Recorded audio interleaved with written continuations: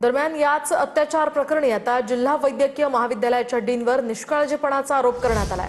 Doctor Sujata Dudhgaonkar या रुग्णांच्या नातेवाईकांशी उद्धटपणे वागल्याचाही पटोलेंचा आरोप आहे। डॉक्टर सुजाता दुधगावकर यांच्यावर कारवाईची मागणी या ठिकाणी करण्यात आली आहे। यांच्यावर कारवाई करा या संदर्भात नाना पटोलेंनी मंत्री मुश्रीफांनाही फोन केला।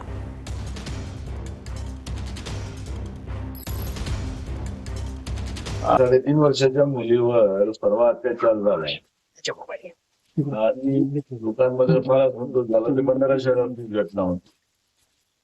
आता ती डीन जी आहे तिला माहित नाही, तिला तुम्ही जबरदस्ती पाठवली की काय केले।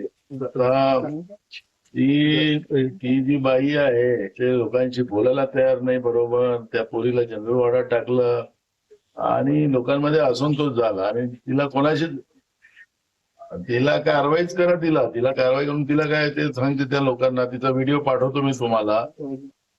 आम्ही नाही पत्रही देतो आणि व्हिडिओ पाठवतो तिचा। ते बोलते कशी तर समजा ती बोलते की तुमच्याशी बनते ते करून घ्या। योगायोगानं राज्याचे गृहराज्यमंत्री भंडाऱ्याचे पालकमंत्री आहेत।